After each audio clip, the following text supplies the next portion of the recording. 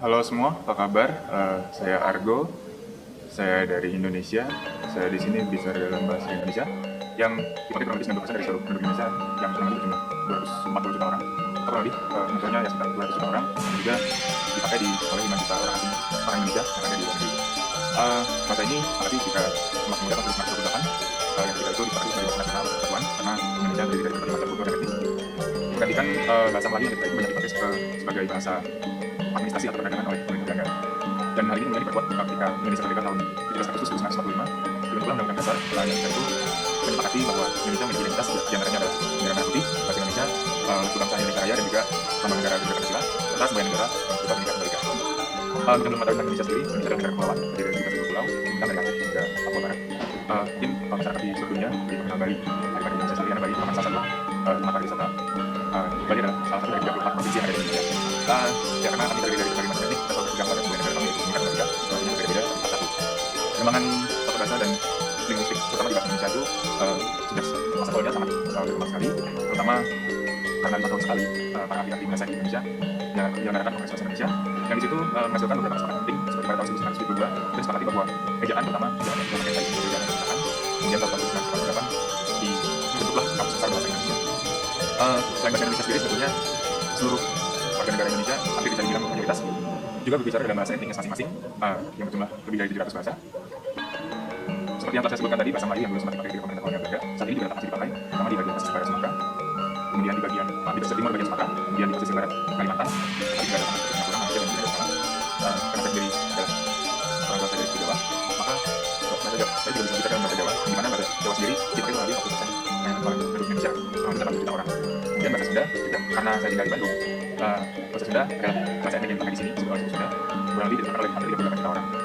Nah, bahasa Indonesia sendiri sebetulnya terbentuk dari berbagai macam kosakata yang ada di seluruh dunia, terutama oleh Portugis, Belanda, Cina, Arab, Melayu, bahasa Inggris dan juga dari Sanskrit atau Sanskerta.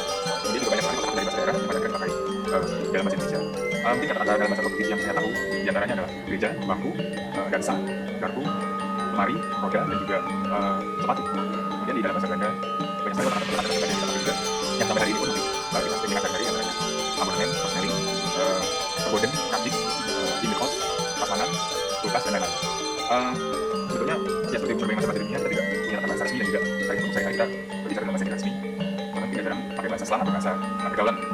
Dan bahasa pergaulan sendiri pun berbeda-beda antar kota, misalnya di kota-kota besar seperti Jakarta, Bandung, Semarang, Surabaya, Medan, Palembang, Makassar, Jogja, itu semua masing-masing dipengaruhi oleh dialek etniknya masing-masing. Jadi kadang-kadang bahasa slang atau bahasa pergaulan yang di Jakarta dulu dipengaruhi oleh teman-teman yang ada di Bandung dan sebagainya. Di tingkat internasional, bahasa Indonesia dipakai di kurang lebih 45 negara dunia, terutama oleh orang Indonesia yang di luar negeri. Kemudian juga menurut beberapa sumber mulai banyak dipelajari di Australia dan juga di Vietnam. Kemudian pemerintah Indonesia kabarnya misalnya pada Indonesia menjadi salah satu bangsa internasional di perikatan bangsa dengan perkembangan pemahaman bahasa jumlah penduduknya mungkin lebih dari 300 juta orang dan juga populernya di tingkat internasional. Jadi apakah kalian tertarik belajar bahasa Indonesia? Mungkin masyarakat di seluruh dunia lebih mengenal Bali daripada Indonesia sendiri karena Bali merupakan salah satu tempat pariwisata. Bali adalah salah satu dari 34 provinsi yang ada di Indonesia. Ya karena kami terdiri dari berbagai macam etnik, kita selalu berpegang pada sebuah negara kami yaitu Bhinneka Tunggal Ika, artinya berbeda-beda tapi satu. Perkembangan tata bahasa dan linguistik terutama di bahasa Indonesia itu sudah masa kolonial sangat berkembang sekali, terutama karena 5 tahun sekali para ahli-ahli bahasa di Indonesia yang menyelenggarakan Kongres Bahasa Indonesia yang di situ menghasilkan beberapa kesepakatan penting seperti pada tahun 1972 itu disepakati bahwa ejaan terutama ejaan yang kita pakai hari ini ejaan yang harus digunakan. Kemudian tahun 1948 dibentuklah Kamus Besar Bahasa Indonesia. Selain bahasa Indonesia sendiri sebetulnya seluruh warga negara Indonesia hampir bisa dibilang mayoritas juga berbicara dalam bahasa etniknya masing-masing yang berjumlah lebih dari 700 bahasa. Seperti yang telah saya sebutkan tadi, bahasa Melayu yang dulu sempat dipakai di pemerintah kolonial Belanda saat ini juga tetap masih dipakai, terutama di bagian pesisir barat Sumatera, kemudian di pesisir timur bagian Sumatera, kemudian di pesisir barat Kalimantan, serta juga di Singapura, Malaysia dan juga Australia.